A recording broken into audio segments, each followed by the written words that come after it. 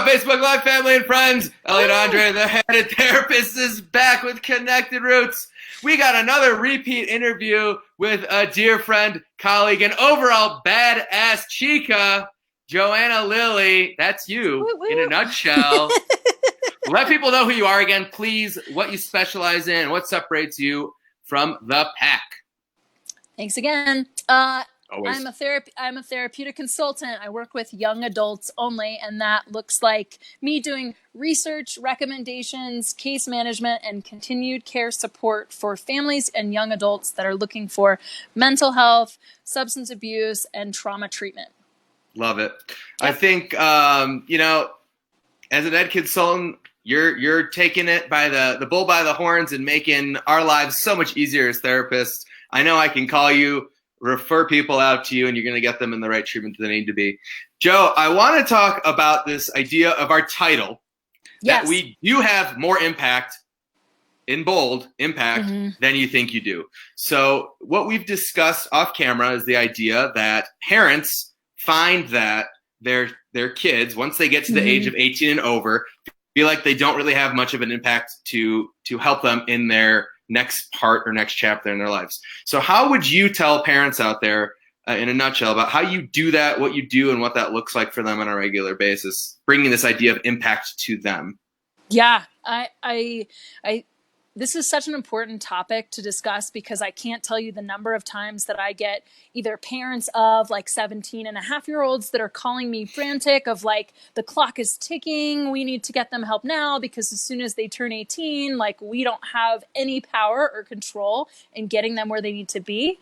Or I get the parents of the anyone over the age of 18 where they just say, I'm contacting you because I realize that my young adult needs help and I don't know how to leverage, or I don't think I have any ability to step in and kind of hold boundaries or guide them or intervene in that sense. So I've definitely got some talking points that I'd like to go over in terms of ways in which parents can understand that they do have the ability to impact their loved ones, kind of path towards treatment and a better way of life. And most importantly, it's just, parents need to know that they're not alone, right? Especially when you have a young adult. Like people struggle all the time and that's normal. And it's important for us to know that just because, you are a parent, that your child, now I can't help them. Right? I was saying to you earlier, it's like Cinderella, once the clock strikes midnight, you better be back at your house. Parents, I think, are seeing the same thing of once my young adult legally becomes an adult, I have no way of steering that ship to get them the help they need. And that's totally not the case.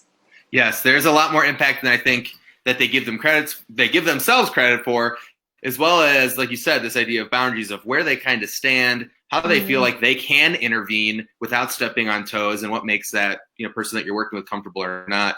I was working with somebody the other day and they were saying that I want to go with my daughter to the job site and be a job coach for them while they're there. And I said, okay, great idea.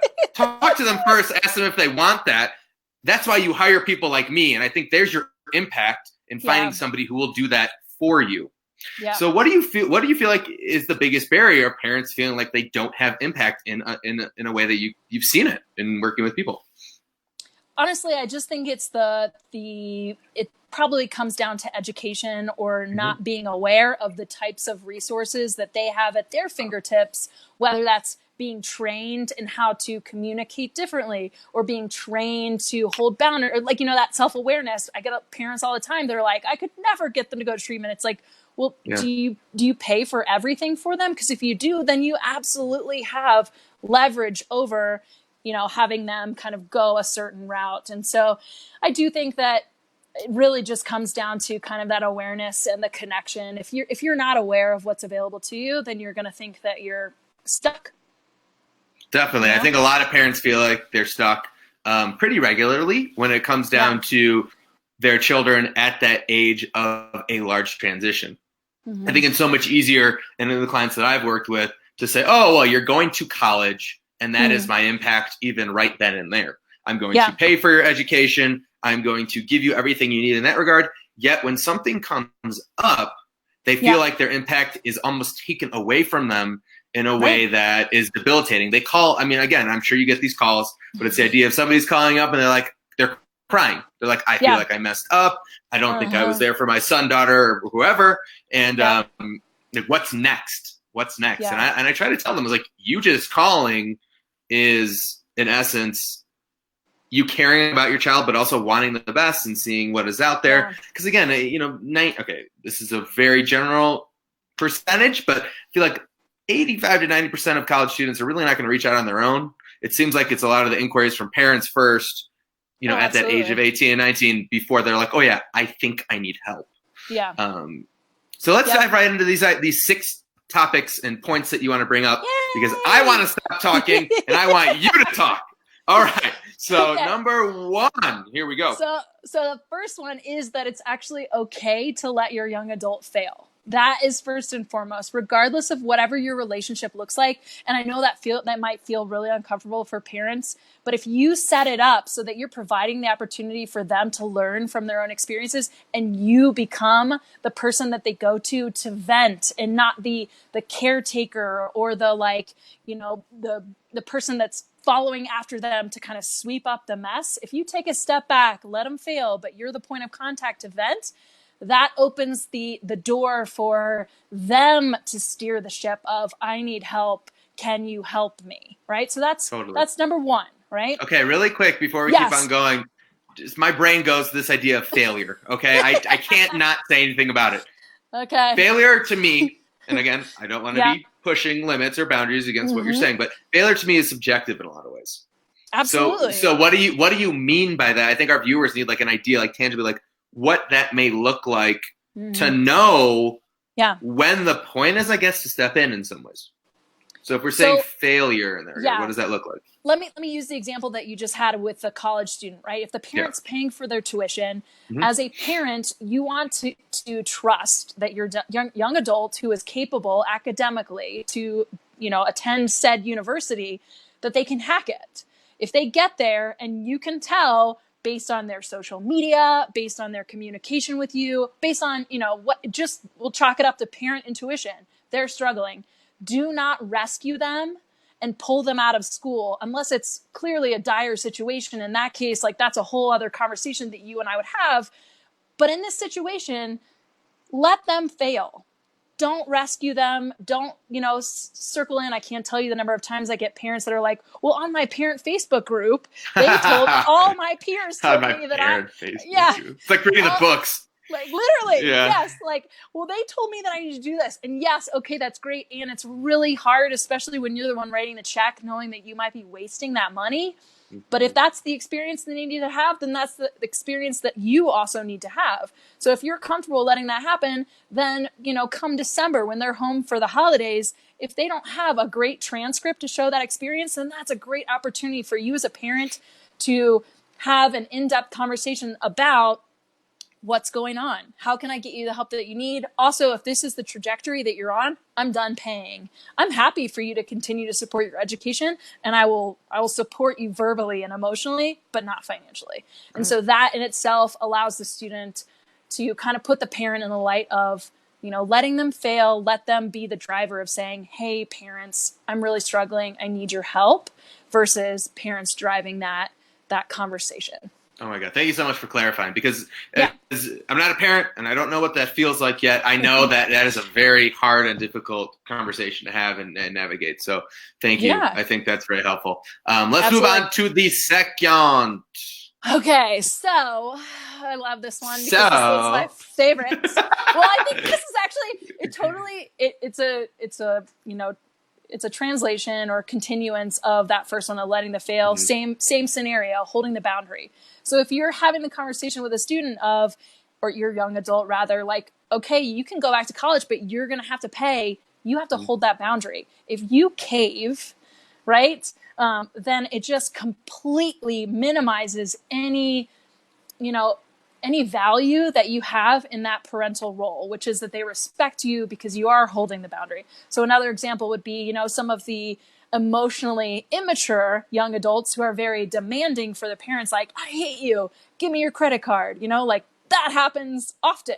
So if you're the parent, every day. if you're handing their credit card over to them, you're telling them that you don't care, that they're kind of crapping on you.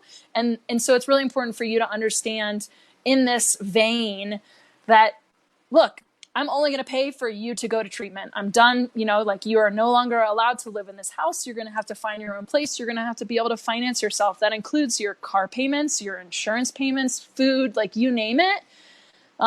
And parents struggle the most. That is where I've had probably the most undermining situations with the families that I work with, are the ones that just really cannot hold a boundary. And so I think that hard. Yeah. Oh yeah. And again, I'm not a parent, right? So there's this idea of like, oh my gosh, if I'm not helping, then is my young adult really going to be able to survive? Right? That is a deep-seated fear. And the reality is, and this is like me totally generalizing, that a lot of the young people that are out there right now are truly dependent. So as much as they might say, fine, you know, stop paying for me, whatever, you know, it might last 24 hours, it might last 2 weeks, but as long as the parent can like literally, maybe 3 hours. Right. If the parent can hold that boundary of saying, like, truly, I'm holding to my word, I will support you only in XYZ capacity, then it really transfers and translates the relationship to be in a different situation. It brings up a whole nother slew of conversation points that I've had with others in the past, of this idea of like, where are parents too much, too little? Where's the spectrum? How does that flow? There's a book that my brother recommended me, and I haven't read it yet, but it takes this idea of like CBT in something in regards of, you know, or DBT, and setting boundaries with parents and children, and how, as of recently in our culture, like, you know, everybody says every kid has anxiety, right? Or every kid has this, or we generalize in that. And I think a lot of it is because that parent is like holding that lawnmower and just, it's not even a helicopter anymore. It's like a lawnmower. They're just like going right through and not allowing anything in a lot of ways to really get involved in their child's success and their own projections of what they expect from them. So I don't know. It's just kind of nutty to think about talking to my brother as a 1-year-old going forward and being like, how are you going to implement this in your life? No, seriously, like, I mean, how are you going to do this in your life as you go forward and mature as parents? Because I think a lot of it is on the parent 100% of the time. So. Right. I would like to say too that my most recent, I know nothing about the sport of curling, but I feel like I've been saying recently that the vision that I have, because parents, again, this is anecdotally based on who I work with. Oftentimes they really are linear in this process of, you know, my young adult is they're graduating from a great high school, they're going to a great university, they will stay there and graduate in 4 years, then they're going to get a job, then they're going to get, you know, like, it's this life, which we all think is very linear. And in my mind, I see the parent as the one who's doing the curling. You know, the sport where you're just like literally like I'm clearing the path for you so that you literally can hit like the bullseye. Like I said, I know nothing about that sport except for like in my head. I was like, that's a great transference of what some of the parents that I'm like, they are working tirelessly to get their young adult to be in this place. So when you think about, you know, being a parent of a young person who's struggling with mental health or substance use, and they don't, like, they can't see the forest through the trees kind of a situation, then it's really important for, you know, the parent to be able to kind of step in and, again, going back, hold the boundaries and all the other things that I'm going to talk about. I mean, it's a fix kind of culture. I mean, people have a very hard time leaning into their issues, you know, or leaning into this idea that we can struggle a little bit and it's not going to be the end. You know, there's always an aspect in what I do in a sense of progress is always kind of up and down. It's still going up, but there's always places where that may dip. And I think a lot of parents that I've worked with have been, you know, bashing their head against the wall and saying, well, if they're the same attitudes or behaviors are happening again, what do I do? You know, where am I? I'm it's distress again. I need you. And as a therapist, it's like, okay, it's just one moment. Let's isolate this moment and let's be real. Like it's going to happen. You know, we're human. We're not perfect yet. I think a lot of people expect that from their children in some ways. So moving on, number 3. Okay. Get trained. So I'm gonna actually reference one of the other people that you actually interviewed not too long ago, which was Robert Trout from the Experiential Healing Institute. Right? Yes. So I refer the majority of my parents to work with him. So once they're in a place, and it can be on the front end, or it can be while, if they've managed to be able to get their young adult into some sort of residential or young adult transitional program, it's so important to understand the distinction between parent coaching, parent training, and seeing a therapist. And what Robert does is very unique. And it really helps the parents, like you're saying, like they're in this place where they're like, I need help, right?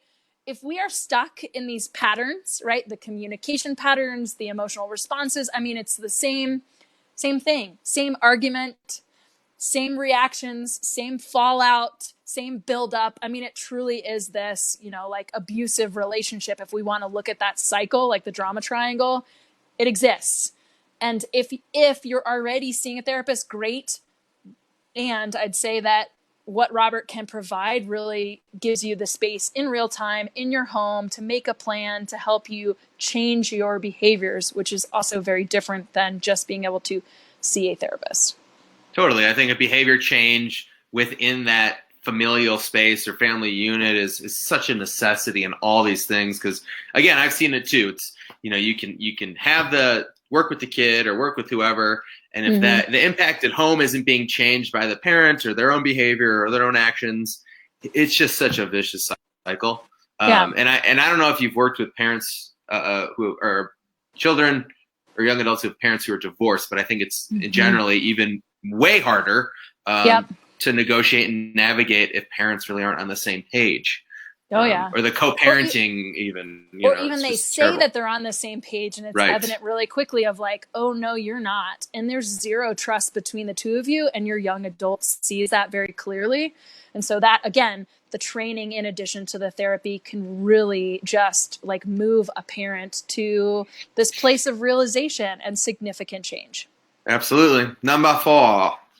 Well, which is perfect. See a therapist. If you're not seeing a therapist, see a therapist. You need to see a therapist. Yeah.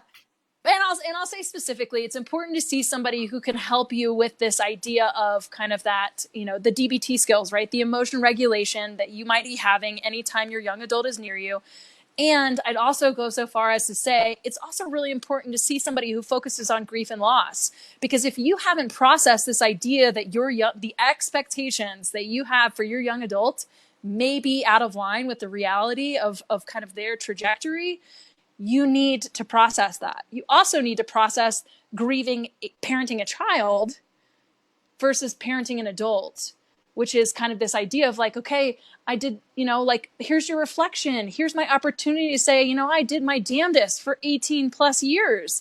And now I need to understand how to be a partner in this process and not so much a parent. I've seen that. Like the way you just described that, it was such an aha moment in my brain where I'm thinking about how, even in my own experience, I came home from freshman year in college and my parents were still like, well, Elliot, you're under our roof. You're under this. You can do this. You can do that. You can. And I'm like, I am a free man. Like, like you don't got shit on me, and just like making that transition, like that idea of like the grief and loss. Like I never thought about it that way, but it's so true. How many parents have such a hard time letting go of even their own expectation of themselves as a parent or who they are in the eyes of their child. And I feel like, 18, 19, we still have that kind of mentality that we really heavily rely on our parents. And again, depending on the situation of who you are, if you have parents, if you don't, or it's a non-traditional kind of situation, I think parents feed off on it, honestly. I really do. And I'm just coming from personal experience. Like if I didn't call my mom asking about this or that, or didn't, wasn't able to communicate with her, once a week or whatever, it was like, oh my God. Like this is it's like the hardest thing. It's funny. I studied abroad in India, and when I went to India, I was like, I don't want to talk to anybody. I don't want to communicate with anybody. No. My mom, of course, calls 2 months in, is like, is my son alive? Like things like that. Yeah. And I'm like, yes, mom, I'm alive. Don't you worry. I'm still here. Yeah. Right. Cool. I love that. I think that makes so much sense. Yes. Okay. So what's that been like navigating? No, I want to know what that's been like navigating it in terms of for you in working with clients, because I feel like we need to get into that a little bit further because it's probably 80% of what you're doing. a lot of times when the parents are in crisis, they just don't realize that the way in which that so a lot of the work that I do is kind of reflecting just to them, like, okay, it seems like the way that you're reacting or responding to this, you are still treating this person like a 5-year-old. So let's see, imagine putting yourselves in their shoes. How would you want to be, communicated with? How would you want this relationship to be? And kind of allowing parents to be in that space of self-awareness. Again, if you've got this, like we're blanketly talking about parenting a child versus an adult, and then you add this like extra layer of, concern and worry over mental illness and or substance use, it immediately transforms a parent back to this space of how do I make sure that you survive? This is not a conversation about thriving. This is strictly, how do I make sure that you are still here tomorrow, or a week from now, or 2 months from now, 2 years from now, whatever. But it's not this conversation of making sure that you get your college degree and you do what you want to do. It comes down to this like true, primal response of, I'm deathly afraid that my young person won't be around. And so the immediate response or reaction is to parent like you would a child. Definitely. Makes total sense. Yeah. In space of crisis. Yeah, totally. And I would say too, just in the non-crisis situations, when I do have the conversations with parents about, if they're a little bit worried, not crisis space, but they're just a little bit worried about their young adults. And here's this, they're struggling in college. I'm not sure whether or not I should intervene, kind of doing this back and forth of like, what do I do? Being able to say, have you had the opportunity to grieve being a parent of a, college student instead of a parent of an adolescent? You can see and hear the light bulb go off for some of these parents where they realize, I've just been hanging on. So if I can take that step back, if I can meet with a therapist who's going to help me kind of work through this, then I'm going to be in a much better place for myself, because we all know worrying doesn't do anything, right? It just makes you sick. So literally, literally, how can you make sure that you're not making yourself sick? Cool. All right, let's not make ourselves sick and move on to number 5. Okay, so you've seen a therapist, you've let them fail, you've gotten parent training. If it's really evident that you, like the steps that you've taken, you've put yourself out there, your young adult is still not in a good spot. So again, we can use that college student situation. They're going back to school. It's very clear that they don't care about being in school.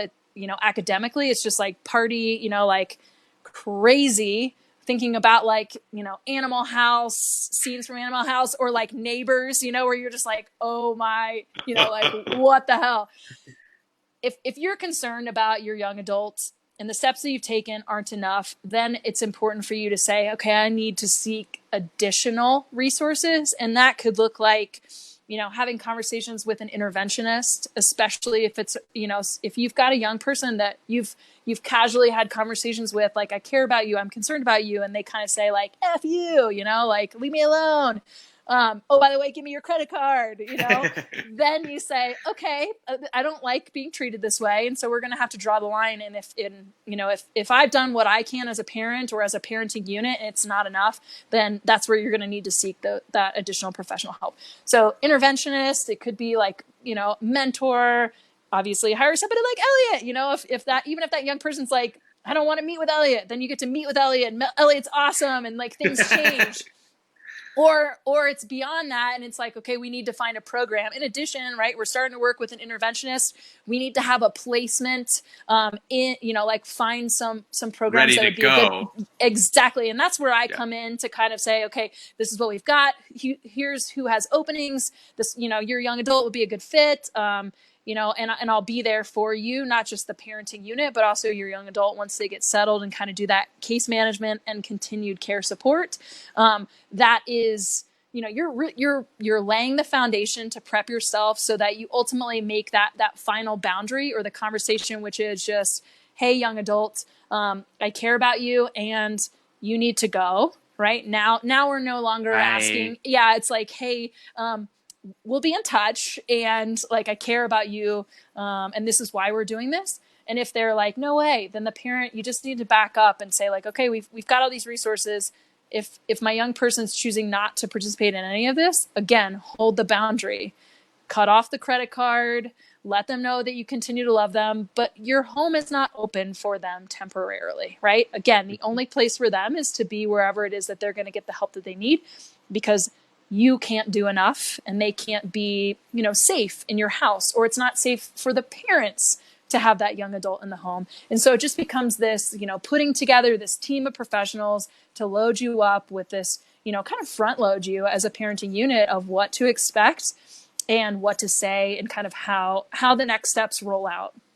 Yeah, definitely. I think having that really set in a scheduled way, or just letting people know that these are the things that may transpire, I think is very helpful for, I think, a lot of people, because that overwhelm process and period is, I'm sure, is, you see it regularly. I do too, is what really kind of puts a lot of people in that space of fear and confusion and frustration. So I think that's a great start in that way. And finally, number 6. The last thing is that if it really is, again, you have done everything that you possibly can, and this is truly a worst case scenario, I'll say.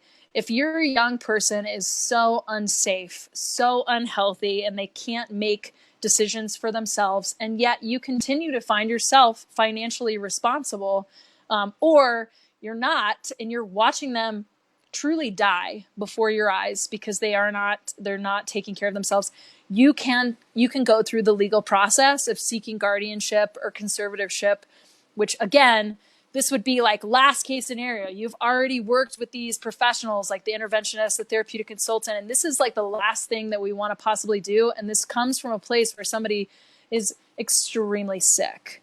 And so in that space, know as a parent that you can go through a legal process to actually get control, right? Like legal control of your young adult, and say, now it's no longer your choice.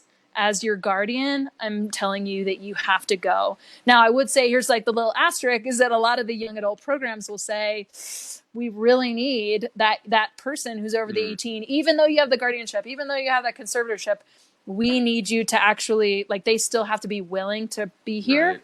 Which becomes it becomes a little tricky. However, I wouldn't say that's not always the case, right? And if this young person's coming in hot, which they usually are, full force, like, I don't want to be here, right? That dust settles rather quickly as long as they're in the appropriate level of care. The people understand, like the staff knew who it was that was coming in and met them exactly where they were at. You can see some pretty monumental change, not just for the young adult, but also for the parents, right? Like, finally take this breath of deep breath. Yes. Mm-hmm. Like, but then it's also the flood of emotions, which circles back. Make sure you're seeing a therapist, because then all of a sudden you're going to feel resentment, regret, anxiety, like you name it, like that will happen for parents. Even though you'll have that sense of relief, it comes in rather quickly, flooding. So just make sure that you're connected with people that can help you take care of yourself. Yeah, I think that's a great. I think that's a great way to wrap it up. I think this whole kind of step and pattern of all these different support systems, I think, so tangibly connect with so many of the viewers out there. So I really appreciate you bringing that to the forefront, because it's a necessity. Before we head out, you've done this before. Where do we find you? How do we get in touch with you? What's your website? All the above. Lay it on us. Essentially, I'm funneling everybody to my my website, because that's where you can get links to all my social media as well. But it's lilley-consulting.com, LILLEY-consulting.com. I have a YouTube channel with videos for parents. I have Facebook, I have Instagram, you name it. I'm constantly writing articles and blogs, doing podcast interviews. Hey. How about talks about where I see that you've been giving talks around the country. I cannot speak English. I have been presenting at conferences too. So that may not be on my website, but that is something that I'm working on, kind of making more apparent and prevalent on the site. So best way to contact me, phone number, email, all that is on my website. So reach out. Awesome. And hopefully I can help more parents in this space. I sure hope so. And just to plug Connected Roots real quick while we're here, this week's a big week. We are presenting at the Four Corners Group Psychotherapy Society Conference on Saturday and Sunday. Check us out there. We are super stoked. We're going to be giving an institute presentation for an hour and a half. Completely experiential, everyone. Get ready for it. First of its kind at a conference like this. We are so happy to be there. Again, Joe, thank you so much. Appreciate your time, energy, and know-how. Head of Therapist is out. Peace up, people. Catch you later. Bye.